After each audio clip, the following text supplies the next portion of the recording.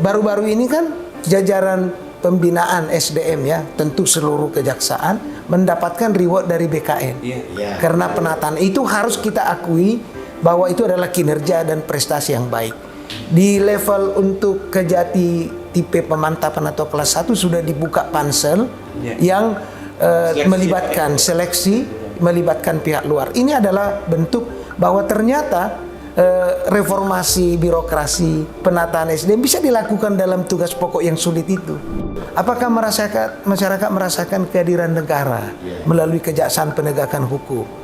Dan sejauh ini pemantauan kami apresiasinya tinggi, khususnya dalam penanganan tindak pidana khusus ya. Kasus-kasus mega korupsi yang mentok di mana-mana bisa selesai dan terbukti oleh kejaksaan. Tapi yang tidak kalah pentingnya ini 2M ini. Saya nggak pernah pikir tuh bahwa kejaksaan tuh bisa hadir cair ya. Masyarakat dikit-dikit favoritkan kalau sudah podcast 2M, hangat suasananya kan. Bisa tampil yang sangar di peradilan tapi komunikatif.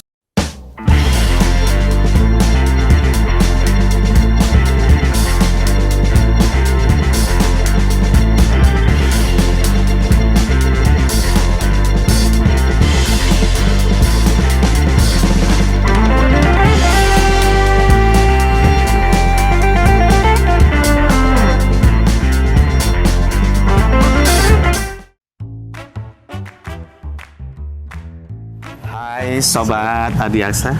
Di pagi yang ceria. Ceria banget karena ada banyak matahari pada pagi ini. Kita lagi di mana nih Mas Ded? Di jalan apa ya ini? Jalan Rambai nomor Jalan 1. Rambai nomor 1. Jakarta Selatan.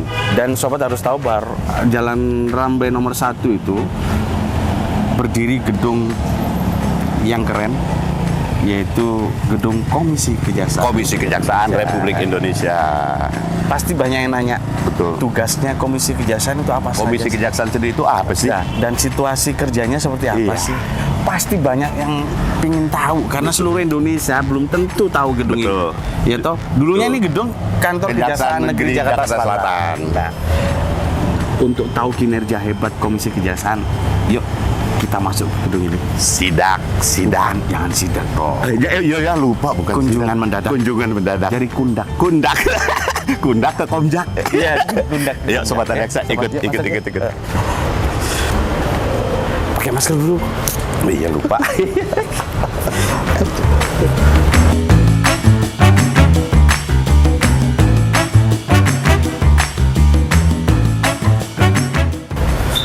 Nah, ini kita udah masuk di gedung Komjak. Kita mampir ke PTSP dulu biar kita nggak diusir. Ya. Selamat pagi. Terima kasih. Bisa kami bantu? Iya, saya ingin ketemu sama Pak Ketua Komjak ya. Ada nggak? Oh, baik Pak, ada. Mari silakan saya antar. Oh gitu ya. Tapi kayaknya kita ke ruangan sekretaris Pak Kasek dulu ya. Bertemu dengan Pak Kasek. Pak Kasek dulu ya. Iya. Makasih ya. Oke, makasih. PTSP-nya bagus sih. Iya, PTSP-nya keren. Bagus. Ayo, manggu Pak, di mana Mbak ruangannya Mbak? Mari Pak. Ini kita ada Robi, ada Pak Robi nih. Aduh, kawan lama kita ini. Ini adik. Oh, ada ya. Adik. Kawan lama ini. Rob, kita mau ketemu Pak Kasek. Beliau ada. Oke. Makasih. Ayo, kita masuk yuk. Selamat pagi, Pak. Pak Tias. Ayo. Selamat. Terima kasih, Pak. Ini Sobat. Nah, ini sekarang di hadapan kita ada Pak Tias. Beliau ini adalah Kepala Sekretariat Komjak. Nah, beliau juga berasal dari Kejaksaan. Iya. Tapi kayaknya ganggu gitu ini. Sudah 3 tahun. 3 tahun, alhamdulillah. 3 tahun. Tapi semangat kerjanya luar biasa. Silakan ini. Lagi rapat ya, Pak? Ya, biasa membahas program kegiatan hari ini. Oh, Luar keren. biasa. Oke, Pak Bambang. Dari TNI. Pasangin Oh dulu, iya. pasangin. Lupa. Ya, pasang nih. Lagi bahas program hari ini. Jadi kalau Pak Bambang dari TNI, Pak? Iya. Beliau kolonel. Kolonel, siap Pak Bambang, salam hormat. Tapi ada yang cantik satu. Oh iya, siap. Buka dulu maskernya Bertan. Siap. Kalau Bu Seli, Pak? Dari Kejaksaan. Oh, dari Ada Kejaksaan ya. Kejaksaan. Oke, Pak salam kapan dulu, hormat. Sir? Kasubag Pengaduan dan Pendataan. Oh, kalau Pak Bambang sebagai apa, Pak? Sebagai kabak umum, Pak. Oh, kabak umum. Nah, ini banyak sobat yang nggak tahu loh. Iya. Ternyata dinamika di Komjak secara SDM-nya ternyata banyak unsur ya. Banyak unsur ya. Pak? Unsur. Jadi kami punya 3 kabak. Satu Pak Bambang, kabak umum dari TNI. Siap. Kabak Hubaga dari Kumham, tapi beliau sedang ada dinas luar. Oke. Dan satu kabak pelayanan teknis dari Kejaksaan. Jadi ada 3 kabak, tapi 3 warna seragamnya. Asik. Tapi kan menyatu di Komjak. Menyatu. Asik. Kalau Pak Yama? Dari Kejaksaan. Oh, dari Kejaksaan. Kejaksaan. Kebahagiaan bisa ketemu Itu. teman-teman Kejaksaan juga di sini. Ada lagi satu. Iya. TU staf kita dari Angkatan Udara. Wih, Beliau penerjun dan punya ban hitam. gawat. Jadi kalau macam-macam duode bisa ditekuk di sini. Jangan salah ngomong kita. Maka- Bisa banting kita nanti. Ya sudah, ya Oh, sudah, cewek, ya udah, kalau gitu kita mau ketemu Pak Ketua aja Pak, jangan namanya. Pak, memang rencana hari ini Sobat Adiaksa pingin tahu Komjak itu apa sih, Komisi Kejaksaan itu apa? Karena saya yakin banyak Sobat Belum Adiaksa tahu. di seluruh tanah air belum tentu bisa mengetahui kantor Komjak Iya, kan. Komjak itu dengan apa, banyak tugasnya, gitu kan. apa, fungsinya Dan, ya, apa, kan mereka pasti nggak ada yang betul, kepingin datang ke betul, sini betul. Pak gitu. Tapi supaya lebih mengenal lebih dekat Iya. sama Komjak gitu kan. Kan orang takutnya Komisi Kejaksaan ini pasti bawaannya kan serem gitu, Pak. gitu loh. Padahal ada tugas ada lain. tugas yang lain kan. Pak, boleh nggak sih ketemu Pak? Boleh, kami Ketua terbuka. Komjak ya? Apalagi untuk 2 GM. Si mewah. Berkenan Pak mengantar kami Pak. ke sana? Siap. Ayo Pak, Ayo Pak, ayo Pak. terima kasih Pak.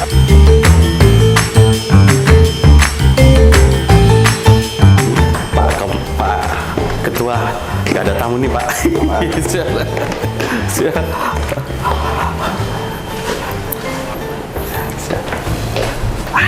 Ayo masuk nih. Ayo kamu kok belum tuh? Sini Pak. Selamat pagi Bapak. Selamat Siap. pagi Bapak. Izin mengganggu Bapak. Siap, siap. Oke. Siap Pak. Siap Bapak. Alhamdulillah.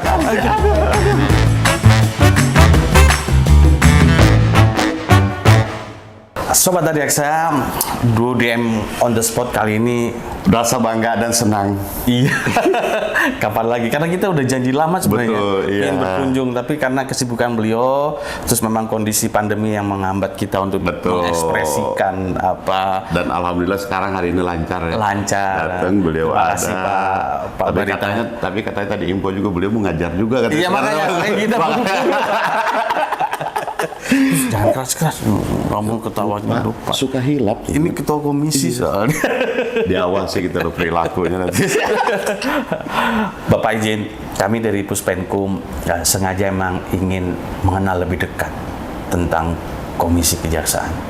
Karena saya yakin Pak. Saya yakin karena masyarakat, teman-teman, masyarakat. Sobat Adiaksa juga tidak semua mungkin tahu secara mendalam tentang Komjak. Apa sih itu Komisi Apa Komjak? Kejaksaan? Karena selama ini yang dipandang oleh Sobat Adiaksa atau masyarakat mungkin Komjak itu selalu urusannya apabila ada penyimpangan perilaku oleh jaksa, baru ada Komjak gitu. Lah kami ingin tahu Pak, sebenarnya apa lembaga non struktural Komjak itu seperti apa sih Pak? Ya, ini saya kedatangan tamu yang luar biasa ini. Para jaksa tapi stylenya itu sudah selebriti ini. Jadi kita senang lah ya, karena dengan pendekatan seperti ini kejaksaan akan semakin bisa dilihat lebih cair, lebih komunikatif, masyarakat bisa merasakan dan para adiaksa bisa memahami. Tadi menarik, duo DM kan, Pak Dedi dan Pak Mumu. Saya udah sering lihat, tapi baru kali ini ketemu lagi. Jadi Komisi Kejaksaan itu dibentuk berdasarkan Undang-Undang 16 tahun 2004 tentang kejaksaan sebagaimana dirubah dengan Undang-Undang 11 tahun 2021. Pada pasal 38 di situ disebutkan untuk meningkatkan kualitas kinerja kejaksaan, Presiden dapat membentuk sebuah komisi kejaksaan yang tugas dan kewenangannya diatur oleh peraturan Presiden. Kemudian terbitlah peraturan Presiden nomor 18 tahun 2011. Jadi kalau di dalam undang-undang itu meningkatkan kualitas kinerja kejaksaan, barulah di dalam Perpres Pak Dedi dan Pak Mumu itu dijabarkan maksud dari kualitas kinerja itu antara lain melakukan pengawasan, pemantauan, penilaian kinerja jaksa dan pegawai kejaksaan dalam melakukan tugas kewenangannya yang diatur oleh peraturan perundang-undangan dan kode etik. 2. Melakukan pengawasan, pemantauan, penilaian sikap perilaku jaksa dan pegawai kejaksaan di dalam dan di luar kedinasan. Baru yang ketiga, melakukan pemantauan dan penilaian terhadap organisasi, SDM, sarana prasarana di lingkungan kejaksaan. Jadi itu tugas yang di dalam Perpres diterjemahkan kualitas kinerja itu. Tuh sobat, jadi bukan ngurusin jaksa nakal aja. Ternyata memang sebagai lembaga yang mendukung atau mensupport kelembagaan kejaksaan agar lebih profesional gitu mungkin Pak ya. Betul. Jadi tujuannya adalah peningkatan kualitas kinerja kejaksaan. Memang ada tugas pengawasan karena di dalam Perpres itu disebutkan ada 2 kali pengawasan terhadap kinerja dan perilaku. Dan selain itu melakukan pemantauan dan penilaian organisasinya, SDM-nya, sarana prasarananya di lingkungan kejaksaan. Jadi tidak hanya mengawasi. Jadi dalam rangka itulah maka kita kalau pengawasan itu ada kewenangannya. Di dalam Perpres disebutkan kewenangan itu antara lain saya sebutkan saja, menerima dan menindaklanjuti laporan pengaduan masyarakat tentang kinerja dan perilaku jaksa dalam melakukan tugas kewenangannya. Jadi pengawasan itu dasarnya adalah bagaimana kinerja dalam melakukan tugas kewenangannya yang dasarnya peraturan dan kode etik. Baru menerima, baru kemudian menindaklanjuti laporan pengaduan itu untuk ditindaklanjuti aparat pengawas internal kejaksaan melalui Jaksa Agung. Jadi meneruskan ke Jaksa Agung untuk ditindaklanjuti aparat pengawas internal. Baru meminta hasil tindak lanjut tentang laporan itu.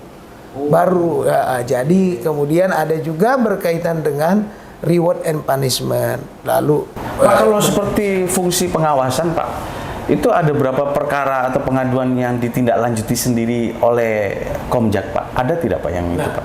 Jadi kan karena kalau dalam tugas pengawasan laporan pengaduan itu kan kalau dia terbukti ini kan bisa berkonsekuensi pada penjatuhan hukuman disiplin oleh pengawas internal kan. Jadi oleh sebab itu kami menelaah dulu laporan pengaduan itu. Apakah laporan pengaduan itu tentang kinerja dan perilaku itu memiliki nilai sebagai laporan, tentu ada data dukungnya, tentu ada syarat-syaratnya yang diatur oleh peraturan KK. Sehingga akses masyarakat untuk melaporkan tetap terbuka, tetapi tentu kita juga memahami Mas, tugas jaksa itu berkaitan dengan penegakan hukum tidak selalu ada yang mendukung, juga ada yang kontra, ada juga yang tidak senang. Apalagi orang-orang yang dirugikan Pak. Apalagi para pelaku kejahatan. Iya. Karena banyak jaksa Pak, ya mohon maaf nih, ada yang merasa udah kerja bener, itu aja masih diadukan Pak, gitu kan. Nah itulah yang kita telaah agar jangan sampai jaksa yang sudah penuh dengan dedikasi, loyalitas, bekerja dengan sepenuh hati dilaporkan hanya karena ada faktor-faktor lain.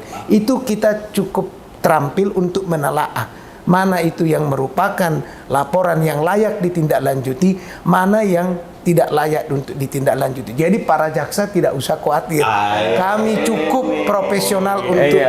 Karena sekarang kalau ada pengaduan masyarakat, tembusannya itu selalu kalau nggak ditujukannya kepada Ketua Komisi Kejaksaan, pasti tembusannya juga ada ke Komjak, gitu, Pak. Jadi kalau pengawasan pasti Komjak. Tapi itu tadi itu Pak, saya menarik itu kan 2 itu tadi.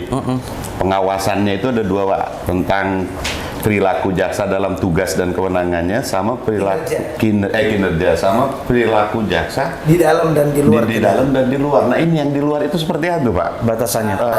Inilah kadang ini sangat lebih luas ya. Contohnya saja.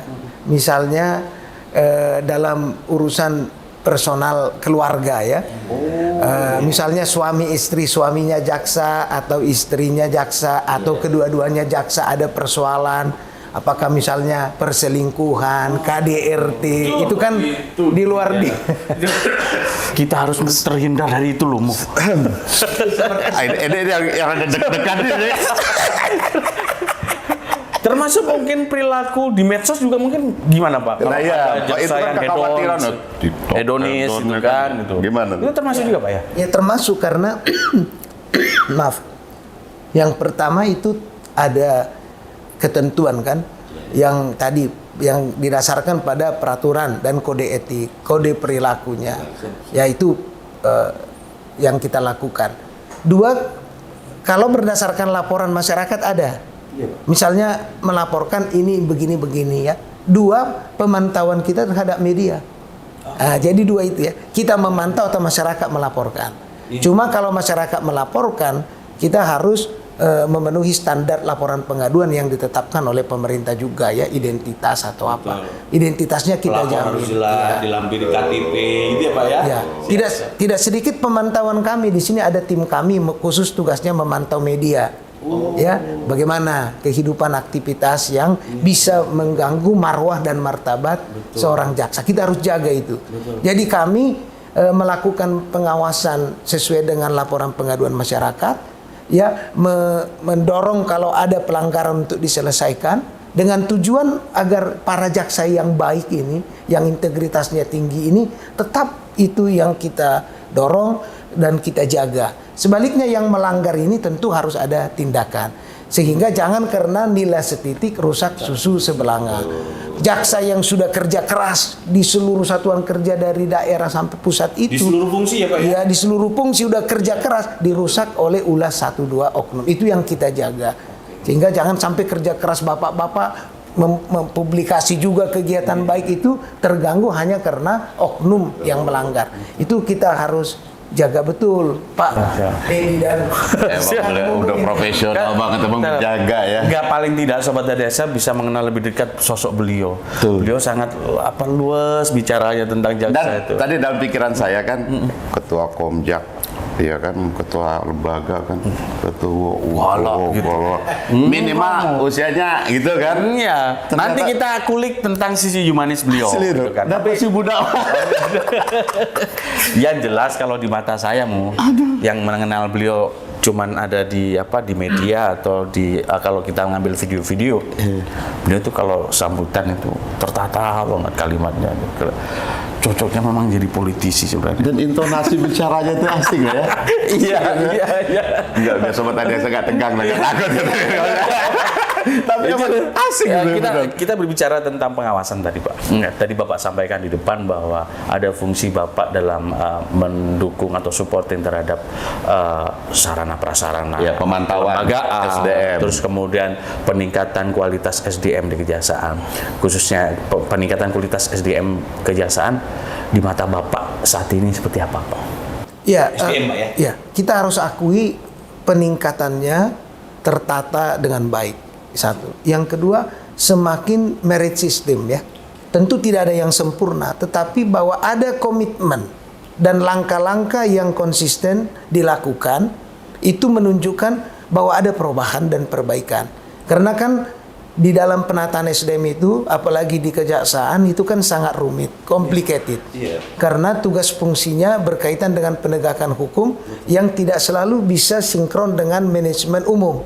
Tetapi kita harus akui di pembinaan sekarang itu didorong agar seluruh standar yang diterapkan oleh kementerian lembaga, Kemenpan RB, BKN itu dapat terakomodasi di dalam pengisian jabatan, dalam proses-proses mutasi dan promosi.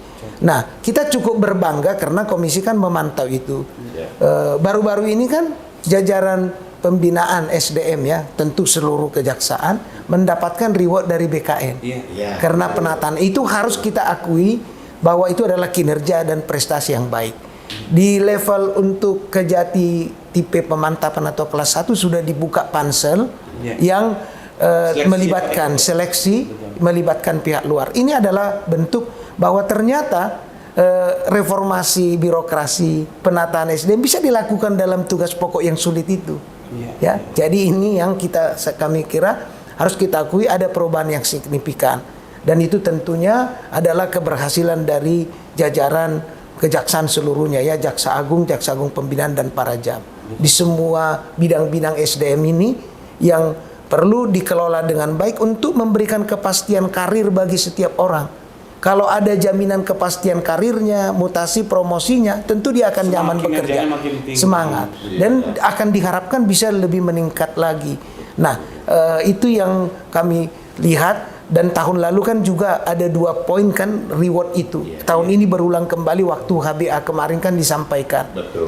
Saya kira penataan SDM di Kejaksaan sesuai dengan tugas komisi sudah berjalan on the track. Kita harapkan ke depan akan semakin sempurna, bersinergi dengan tuntutan kinerja. Sejalan itu juga internal trust. Kan itu Mas, public trust masyarakat. Tapi di jajaran para adiaksa dan pegawai kejaksaan itu harus ada internal trustnya, bahwa dia diurusi pimpinannya, bahwa dia diurusi institusinya, bahwa pembinaan memperhatikan mereka betul. Nah, itu yang membuat ya semangat untuk internal trust itu. So, kalau sudah internal trust tinggi, maka ini bisa dikonsolidasi dan dikendalikan oleh Jaksa Agung sebagai penuntut umum tertinggi, pengendali penuntutan, memberikan target dan capaian yang terukur sehingga SDM-nya nyaman, mereka punya harapan karir yang baik, sebaliknya kinerja oleh publik juga dinilai baik. Nah, itu 2 sisi mata uang yang harus bisa berjalan bersamaan, dan bersyukurlah apresiasi oleh BKN loh Mas, bukan dari yang lain. Ini menunjukkan akuntabilitas dari penilaian itu kredibel. Dan paling tidak kinerja kejaksaan sudah terukur kan Pak. Nah, yang kita lihat ya dari dukungan Komjak dalam rangka terwujudnya kualitas sarana prasarana seperti apa? Karena sekarang upaya yang dilakukan oleh Kejaksaan Agung juga udah optimal nih Pak. Nah, paling tidak kita berharap ada masukan. Ada lebih up lagi. Tapi kan pemantauan kan Bapak juga pasti kan ke seluruh Indonesia kan Pak, keliling kan. Apakah ada keluh kesah selama ini Pak di daerah gitu kan Pak? Gimana Pak? Itu tepat sekali. Pada waktu penyusunan RUU Kejaksaan yang kemudian jadi Undang-Undang 11 2021 kami mengangkat itu. Bahwa selain kewenangan yang diperkuat, juga adalah dukungan bagi pelaksanaan tugas itu. Itu kami sampaikan menjadi butir-butir salah satu dari 7 poin penting yang dimaksud. Selain kinerjanya juga dukungannya, termasuk kepada perlindungannya. Nah, ini anggaran di kejaksaan itu menurut kami belum seperti yang kita harapkan, untuk tidak mengatakan belum memadai. Ratusan perkara pidana umum di beberapa satuan kerja, dan hampir semua itu tidak berbasis pada data, tidak berbasis pada kuantitas. Tetapi itulah yang diatur. Jadi kadang 100 perkara tapi anggarannya yang tersedia sekian. Tetapi itulah juga saya kadang ya, ini para jaksa tidak pintar mengurus dirinya dalam tanda petik. Artinya tidak cengeng minta-minta anggaran lalu ngambekkan. Itu harus kita akui adalah bentuk loyalitas pada bangsa dan negara. Sebab ya, dan itu bukan berlaku 1 tahun 2 tahun Pak. Kita udah kalau ini curcol Pak. Kalau ini enggak, kita ini harus bangga, Iya, maksud itu bertahun-tahun yang terbatasan tapi tidak menghalangi. Tapi kemarin ada upaya kita untuk ingin meningkatkan anggaran operasional kita kan Pak, dan itu rupanya juga mendapat dukungan dari alhamdulillah lah. Ternyata salah satu Komjak juga mendukung betul. Wah, ini luar biasa. Luar biasa. Sobat Adiaksa enak kan ya. Tapi Mas Dedi aku tuh bingung ya. Dia kan di situ tulis Dr. Barita Simanjuntak. Berarti kan beliau tuh orang Sumatera kan. Iya, tapi orang di meja, Sumatera enggak, kok ada belangkon di meja. Ya, sebentar dulu. Tapi itulah yang spesial, itu yang sisi humanisnya. Iya. Kemarin kita tapi kita kulik enggak apa makna belangkon. Iya. Di meja. Enggak, mau gini loh. Itu ya. sebenarnya masih belum papan itu harus kita pesankan untuk beliau. Apa tuh? Karena ada tambahan lagi di depannya. Itu apa? Yang bersangkutan dengan belangkon. Mungkin yang cocok mungkin Raden Dr. Barita Simanjuntak. Atau ada khusus deh. Pak Bilo, Pak. Saya boleh nggak menceritakan itu tentang belangkon tuh, Pak? Itu gimana ceritanya, Pak? Ini saya sudah 2 kali diberikan anugerah kehormatan, gelar kehormatan dari Karaton Surakarta Hadiningrat. Yang terakhir itu pada 29 Juli minggu lalu. Saya diberikan. Iya. Baru berapa minggu? Kalau aku udah lihat di pemberitaan masif, weh, beliau hebat sekali ya. Yang kedua, Pak. Ceritanya gimana kok bisa dapat itu? Yang pertama saya kaget aja datang surat dari Keraton Surakarta meminta kesediaan saya untuk hadir diberikan gelar kehormatan. Saya kan nggak paham itu mas apa. Jadi pertama itu Kanjeng Raden Tumenggung Joyodipuro.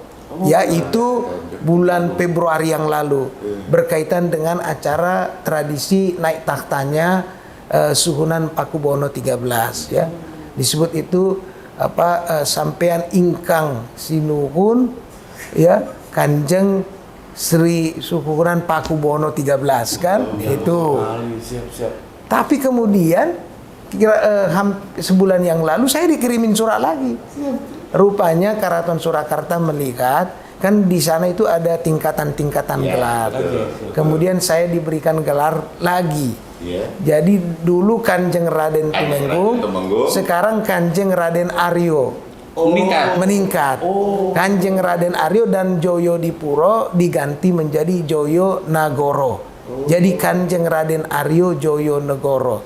Kalau dipadankan dengan nama saya, Kanjeng Raden Aryo Dr. Barita Simanjuntak Joyo Nagoro. Nah. Makin panjang. Saya yang orang Jawa asli belum dapat itu gelar. Beliau luar biasa nih. Pasti kan ada upacara-upacara itu gimana tuh, Pak? Ini saya yang pertama dulu, saya hampir sesak napas karena kan pakai itu. Jadi saya saking semangatnya, bikin kenceng aja gitu supaya lebih slim gitu kan. Saya taunya nggak lama saya udah terengah-engah. Nggak begitu selesai acara di mobil itu sudah saya buka supaya saya bisa napas. Namun yang kedua ini karena sudah pengalaman agak kendor. Jadi dengan itu sebenarnya saya menghargai kalau Keraton Surakarta kan adalah tradisi budaya kerajaan kita dari masa lalu, ada kearifan lokal. Masa iya kasunanan yang demikian besar ya kita tidak menghargai kan. Nah, dan mereka memberikannya dengan tulus ya, sehingga saya merasa ya wajarlah kita menerima itu. Jadi itu mas. Jadi kalau jadi orang Jawa sudah ada orang Jawanya lah. Beliau itu udah apa ya? Bajak, Batak Jawa. Luar biasa. Tapi asli ya, udah punya Simanjuntak Joyonegoro. Joyonegoro. Jadi kan jadi bagian sejarah bangsa. Ada tanda nih kan Joyonegoro. Jadi kita kulik dikit deh. Emang 2024 nih. Ada ketertarikan gak sih gitu kan? Ya politik tertarik ya, sih, Pak? Pengen pakai baju berwarna-warni gitu. Kalau itu sih dijawab monggo, nggak dijawab juga mau Pak. Penawaran nggak sih Pak? Banyak penawaran kan Pak. Saya itu banyak hal yang tidak pernah saya duga, saya pikirkan terjadi, dan saya bersyukur itu sebagai anugerah dari Tuhan yang Maha Kuasa. Menjadi ketua komisi saya nggak pernah bermimpi, karena saya paham betul saya bukan jaksa awalnya, sehingga pengetahuan tentang teknis itu saya tidak punya. Maka keanggotaan pertama saya dari masyarakat, perwakilan masyarakat, lolos seleksi. Dan saya kira sebagai perwakilan masyarakat itu tidak terlalu sulit. Saya belajar di situ memahami anatomi dan kultur di kejaksaan selama 4 tahun. Di periode kedua saya tunggu-tunggu dalam hati, mudah-mudahan saya dicalonkan mewakili pemerintah, karena kalau mewakili pemerintah kan penunjukan, nggak perlu ikut seleksi. Wah, seleksi itu kan menyita pikiran dan waktu. Tapi sampai last minute nggak ada tawaran itu. Sudahlah. Akhirnya saya ikuti seleksi kedua, mewakili masyarakat. Ikut lagi sampai 5 kali tahapan sampai akhir. Ketika mewakili masyarakat itu sudah tahap akhir, saya diumumkan mewakili masyarakat diusulkan oleh pansel ke presiden. Tapi entah bagaimana itu yang saya bilang nggak diduga. Jadi bukan rancangan saya. Tiba-tiba ditukar. Saya didorong mewakili pemerintah justru ketika proses seleksi sudah selesai. jadi berharap capeknya, tapi dapat berkahnya gitu. Oh iya. Dan yang paling saya kaget lagi, saya diusulkan jadi ketua. Padahal anggota saja pun kita kan ini jadi ketua. Wah, saya awalnya ini berat. Tapi karena dalam 4 tahun yang lalu saya tahu betul bahwa kejaksaan sangat terbuka. Ya, kalau kita dalami ya di dalam anatomi kejaksaan itu ya suasananya sangat terbuka pada hal-hal yang baik, maka ya saya dan ini adalah amanah dari presiden saya lakukan dengan baik. Itu. Sekarang giliran kita mau tanya ke beliau, Pak, di mata seorang Barita Simanjuntak, Joyonegoro. Sekarang kinerja kejaksaan seperti apa sih, Pak? Ya, ini terus terang ya. Jadi ukuran saya dalam menjawab itu ada standarnya. Apalagi sebagai komisi kejaksaan, sebagai ketua komisi kejaksaan. Harus kita akui, pertama kan untuk memberikan penilaian atau evaluasi itu tentu dari sisi publik dulu, masyarakat. Apakah masyarakat merasakan kehadiran negara melalui kejaksaan penegakan hukum? Dan sejauh ini pemantauan kami apresiasinya tinggi, khususnya dalam penanganan tindak pidana khusus ya. Kasus-kasus mega korupsi yang mentok di mana-mana bisa selesai dan terbukti oleh kejaksaan. Di bidang pidana umum yang tadi masih yang humanis itu, rakyat kecil ini kemana mengadu? Dia nggak punya kemampuan untuk istilahnya meminta bantuan lawyer yang semua urusannya profesional kan? Ke siapa yang memperjuangkan ini? Nah, jaksa melakukan pendekatan restoratif, humanis, sehingga yang dulu kita selalu takut sebut hukum tajam ke bawah tumpul ke atas, ternyata dia justru tajam pada pelaku-pelaku kejahatan yang motifnya itu sudah keserakahan, ya, sudah perekonomian negara, sudah berkaitan dengan hajat hidup orang banyak. Tapi justru bisa tampil humanis di tengah-tengah pelaksanaan kewenangan itu.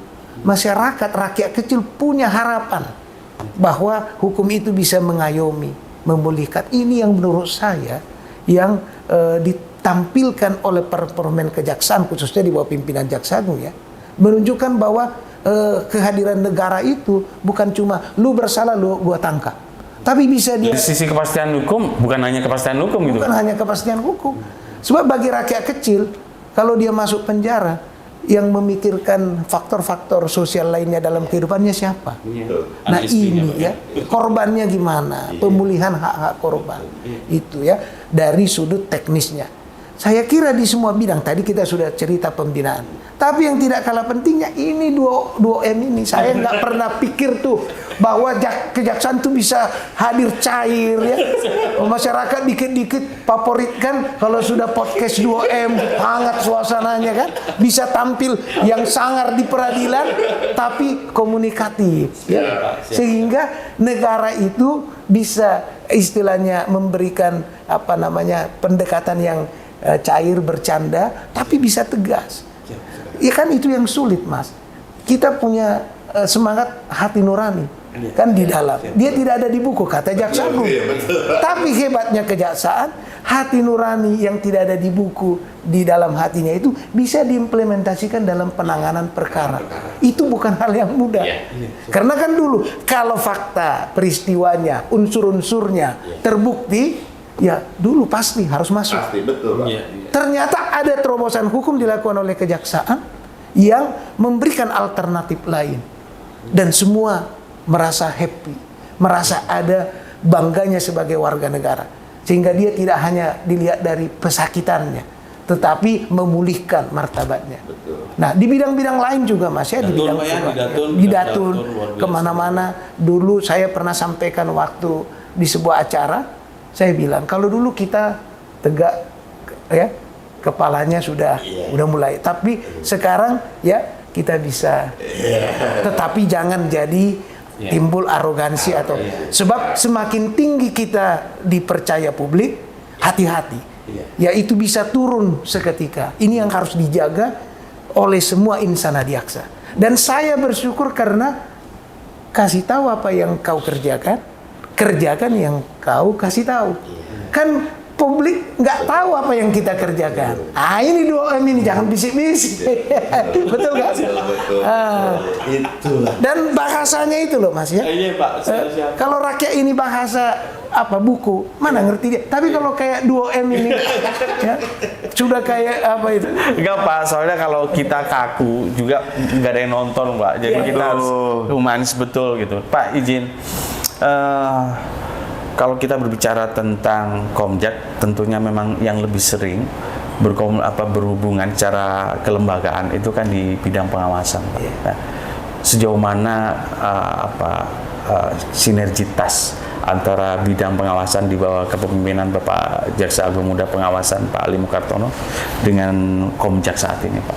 Ya, tentu setiap bapak-bapak Jamwas kan punya style masing-masing. Dan mereka sudah matang. Nah, ada banyak kelebihannya dari misalnya Pak Amirianto, ada juga banyak kelebihannya Pak Ali. Pak Ali sudah punya pengalaman di teknis ya, pidana umum, pidana khusus karena beliau pernah jabat. Sehingga wawasan pengawasan itu sudah muncul di dalam pemahaman teknisnya, sehingga tidak butuh waktu lama. Wah, artinya cium baunya saja beliau udah paham sisi-sisi itu kan. Iya, dari sisi pembuktian ya Pak. Dari itu satu. Yang kedua kan sekarang ini kita melihat pengawas tidak lebih tinggi dari yang diawasi tidak lebih rendah, tapi sinergi bersama. Dan dalam sistem manajemen modern itu pengawasan itu bukan lagi di periferi, bukan lagi di pinggir, hanya pelengkap. Malah dia sudah ikut di dalam untuk mencegah jangan terjadi pelanggaran harkat martabat, jangan terjadi abuse of power. Jadi pengawasan tidak boleh dipahami menghambat, tapi justru untuk membuka diri transparan, akuntabel, sehingga masyarakat bisa percaya. Nah, itu yang kita koordinasikan dengan Pak Jamwas. Sudah beberapa kali bertemu, kita sudah merancang ada pengawasan yang sifatnya sinergi dan kolaborasi. Sehingga kemanapun masyarakat melaporkan, baik ke Jamwas maupun ke komisi, ada tindak lanjutnya. Itu dari sudut kuantitasnya, Mas, kami harus akui bahwa apa yang direkomendasikan komisi, khususnya laporan pengaduan masyarakat yang diteruskan tadi, semua direspon. Respon ya, kan ukurannya respon. Nah, bagaimana respon itu menjawab keluhannya, tentu itu soal kedua. Tetapi tidak ada tindak lanjut yang belum dilaksanakan. Dan itu sudah ada komitmen ya untuk tetap kita layani publik itu melalui respon terhadap laporannya dengan cepat. Lalu yang ketiga, memang mitra kerja khusus komisi di bidang pengawasan Jamwas. Tetapi juga karena ada di situ organisasi SDM juga merambat ke bidang lain.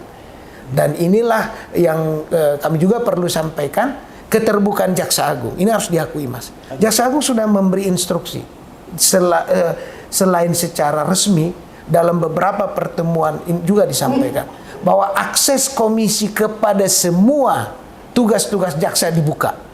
Bahkan beliau beberapa kali menyatakan, tolong saya dikritik, tolong disampaikan kepada saya informasi berkaitan, karena saya butuh pengawasan, karena saya khawatir sekali dalam pelaksanaan tugas itu untuk menjaga keluhuran harkat dan martabat itu.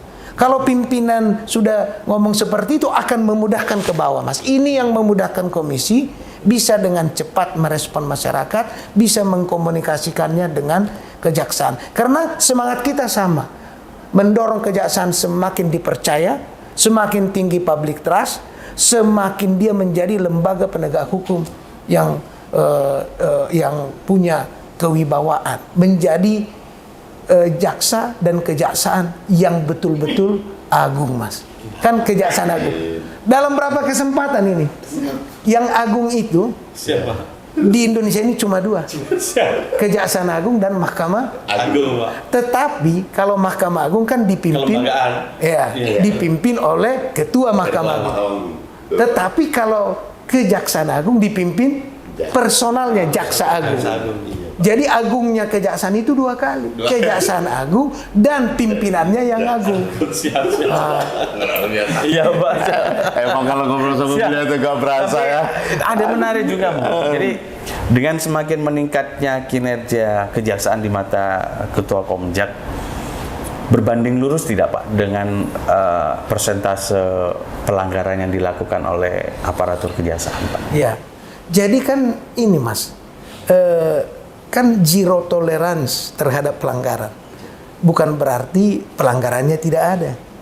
Namun sistem pengawasan itu harus bicara kalau ada pelanggaran, bagaimana respon tindak lanjutnya dan apa yang dilakukan supaya tidak terulang lagi, kan itu kan. Nah jadi tidak berhenti lu salah gua hukum, tapi bagaimana melihat dalam sistem yang ada sekarang diperbaiki agar tidak terulang hal itu. Nah itu yang paling penting. Jadi zero tolerance artinya bukan berarti pelanggaran tidak ada, tetapi kita melihat satu saja ada pelanggaran itu sudah menunjukkan ada yang harus dibenahi. Nah, jadi represif tindakan penjatuhan hukuman itu harus juga disertai dengan perbaikan agar tidak terulang dan dievaluasi terus-menerus. Itulah organisasi, ya apalagi kejaksaan kan sudah menuju kejaksaan digital modern. Tentu harus adaptif terhadap perubahan dan perbaikan. Termasuk eksistensi Satgas 53 Ketua Komjak. Nah, bagaimana menurut kacamata Bapak terkait dengan eksistensi Satgas 53? Apa fungsinya sudah terasa belum buat masyarakat Iya, gitu, Pak? Yang pertama tentu ini satu terobosan maju ya. Jadi kalau disebut Satgas 53 berarti responnya cepat, identifikasinya cepat, pemantauannya ya lebih cepat. Jadi itu satu. Yang kedua, di beberapa tempat yang kami dapat laporan dan informasinya sudah bekerja Satgas 53 yang walaupun tidak gembar-gembor, ya dalam senyap, tapi tidak satu dua oknum yang melanggar itu ya diselesaikan lewat Satgas 53. Ke depan ini kita harapkan semakin intensif. Karena apa, Mas? Apa dikatakan itu kan? Kejahatan terjadi bukan karena ada kemauan saja, tetapi ada kesempatan. Maka Satgas 53 harus menutup setiap kesempatan itu dengan cara diawasi. Ya, sehingga kalau orang merasa diawasi, dia takut untuk memikirkan berbuat itu pun. Jadi lu jaksa udah lu lakukan tugas dan kewenangan lu. Lu akan dipikirkan institusimu, karirmu, mutasimu, lalu kaitan kesejahteraanmu, perlindunganmu. Nah, itu yang juga sama pentingnya. Jadi tidak hanya kekhawatiran, tetapi juga agar tidak terjadi perbuatan itu. Deteksi dininya. Ya itu yang juga penting, Mas. Dan kita harus berterima kasih ke beliau. Betul. Karena dukungan Komjak juga, regulasi, artinya gini, undang-undang kita juga sekarang sudah lahir undang-undang baru gitu. Ya. Nah dengan lahirnya undang-undang kejaksaan yang baru, undang-undang nomor 11 2021, ada tidak Pak perubahan-perubahan atau penyesuaian dari pasal-pasal yang mengatur tentang Komjak, Pak? Ya, jadi kalau kita bicara ke belakang ya, kan Undang-Undang 11 2021 itu inisiatif DPR. Jadi ada dua konsep, ya, yang masuk DPR kemudian ke pemerintah disinkronkan. Jadi pada waktu di Badan Legislatif dan pada waktu dari komisi yang berkaitan dengan itu ke DPR, di situ memang ada diharapkan ya untuk kewenangannya lebih ya. Tapi kemudian undang-undang itu kan tidak bisa kita baca hanya rancangannya, harus prosesnya. Tetapi kemudian ketika masuk di Kementerian Hukum dan HAM sinkronisasinya, ya sudahlah seperti yang ada sekarang. Jadi rencana untuk menambah atau membuat satu pasal tentang komisi itu ditambah dari yang ada itu pada waktu prosesnya di pemerintah ya kan ada konsep itu kemudian pemerintah melihat sudah bagus dengan undang-undang sebelumnya. Jadi tidak dirubah. Jadi pasal 38 di dalam Undang-Undang 11 2021 adalah salah satu pasal yang tidak mengalami perubahan. Artinya pemerintah politik hukumnya menginginkan posisi Komja itu seperti sekarang. Ya. Karena ini juga kan harus dijaga. Ya, kalau sudah semakin transparan, akuntabel, kan yang tidak boleh tidak ada di Republik ini adalah kejaksaan. Komisi kejaksaan dibentuk sesuai kebutuhan. Nah, jadi itu yang penting. Dan komisi kejaksaan itu adalah produk dari adanya partisipasi masyarakat untuk ikut mengawasi. Jadi kejaksaan yang harus semakin transparan, akuntabel. Komisi adalah mendorong untuk public trust-nya. Dan kita lihat ya ada perubahan perbaikan. Kalau tidak ada perubahan perbaikan, mungkin jawabannya adalah penguatan komisi. Kan begitu. Tetapi jawaban secara politiknya sudah bagus yang ada sekarang. Maka Perpres itulah turunan melaksanakan. Kalau sudah bagus, Pak, pasti publik juga ingin tahu program strategis yang sedang ditetapkan oleh Komjak untuk 2022 ini apa saja sih, Pak? Untuk lebih mendukung kejaksaan dan untuk kelembagaan komisi sendiri. Memang secara jujur Mas ya, apa yang dialami kejaksaan juga dialami oleh komisi. Jadi kalau kejaksaan anggarannya ya, tidak sehebat yang lain, maka itu juga terjadi di komisi, di lembaga-lembaga pengawas yang lain. Anggaran kami itu paling rendah dengan pengawas. Padahal kita 3 kali berturut-turut mendapatkan apresiasi dari Presiden melalui Setkap. Apa aja itu Pak? Nah ini menarik nih, sahabat harus tahu ini Pak. 2020, 21 dan 22 atas kinerja tahunan, kinerja tahun 2020, tahun 2019, 2020 dan 2021. Yang terakhir ini di poin ketika kita terlibat dalam RUU Kejaksaan, ketika kita turut mendorong memberikan rekomendasi yang positif. Tapi itu juga semua karena kejaksaan juga dinilai baik. Sebab kan ukuran komisi produknya itu rekomendasi, Mas. Apakah rekomendasi itu ditindaklanjuti? Ternyata ditindaklanjuti semuanya oleh Jaksa Agung. Ini oleh Presiden melalui Setkap dilihat memang harus begini model hubungan pengawas dengan yang diawasi. Kan tidak boleh komisi tidak boleh di situ, tapi bersama-sama harmonis, lakukan yang terbaik, benahi yang kurang, lu nggak usah ribut, tapi perbaikilah, aturlah. Masa sesama lembaga negara yang tujuannya sama-sama baik tidak bengkok. Nah itu yang terjadi, sehingga harapan kita pada waktu di awal itu adalah kejaksaan semakin dipercayai, public trust-nya semakin tinggi, indeks yang berkaitan dengan survei terhadap kejaksaan harus semakin meningkat. Sisi mana yang dilakukan oleh komisi? Kami kalau jaksa udahlah garis komandonya jelas, ya kan? Betul. Sisi publik ini, edukasi masyarakat.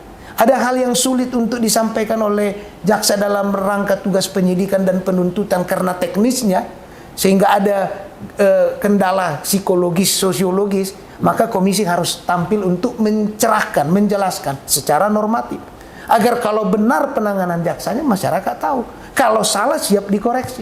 Seperti misalnya kasus Ibu Valencia.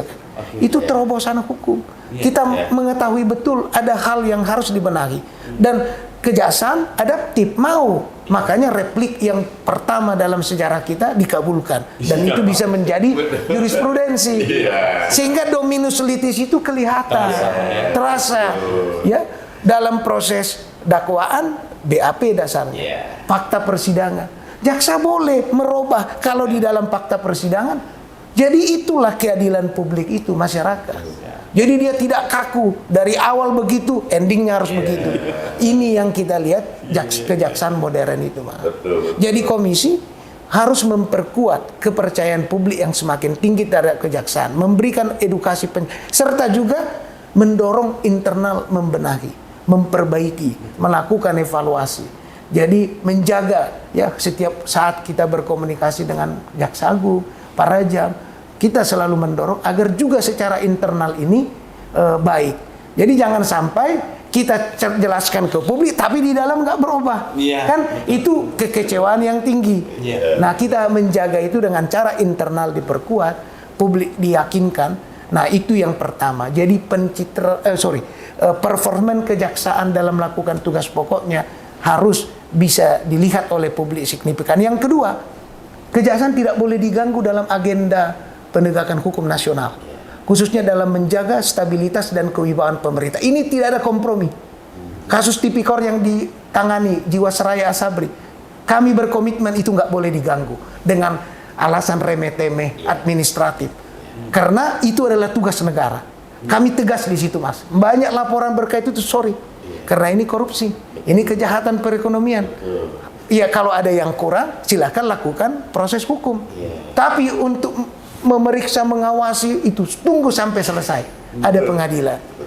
Dalam tugas-tugas itu kami, apalagi kemarin ya mafia minyak goreng. Ya, kita harus dukung. Dan kejaksaan itu kan memiliki karakteristik. Di dalam undang-undang disebut lembaga pemerintahan yang melaksanakan kekuasaan negara di bidang penuntutan. Ini para jaksa harus sadar. Sadar adalah bahwa dia adalah pelaksana kekuasaan negara loh, Mas. Tidak banyak, untuk tidak mengatakan satu-satunya, ini berkali-kali kami sampaikan bahwa yang langsung diberi mandat untuk melaksanakan kekuasaan penuntutan. Makanya layak disebut ASN dengan kekhususan, Pak ya. Iya, Mas, kan kekuasaan penuntutan. Dia lembaga pemerintahan, maka fungsinya dua. Dia menegakkan hukum internal. Kalau ada aparatur negara yang menyimpang, jaksa ada di dalam pemerintahan, dia menertibkan itu.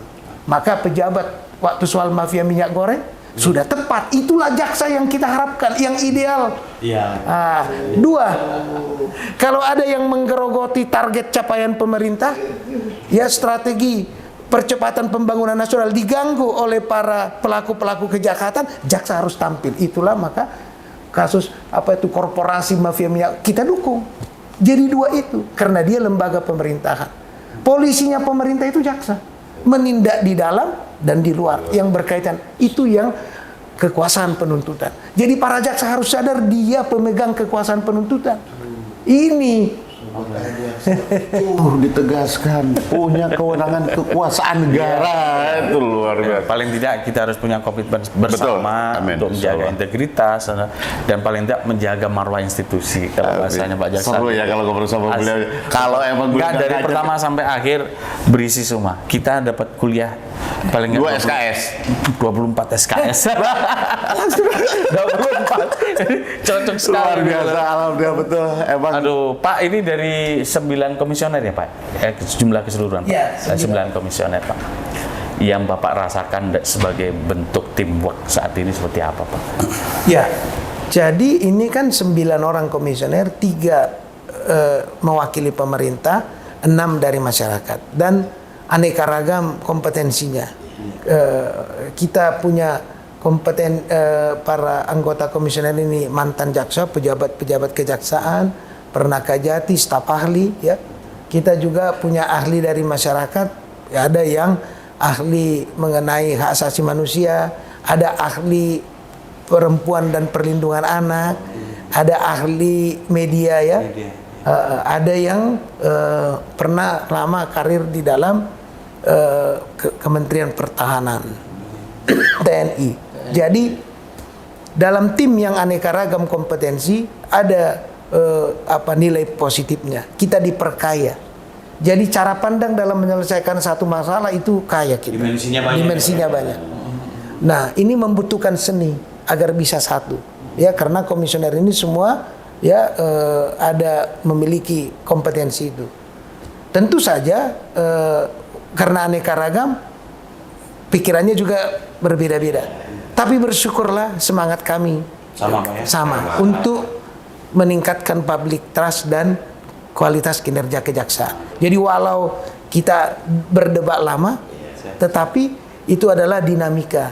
Karena kalau tidak ada debat, tidak ada pandangan berbeda, tidak maksimal hasilnya. Sisi-sisi pandang itu komprehensif. Pak, tapi kalau di saat ada keputusan yang jumlahnya sama nih, komisioner memutuskan yang pilihan A 4 atau ini Oh, tapi nggak bisa ya karena ganjil ya. Lah. Pasti pengambil keputusan tetap Bapak sebagai pengambil keputusan terakhir, Pak. Ya, selama ini kami bisa menyelesaikannya lewat musyawarah mufakat. Tidak perlu voting.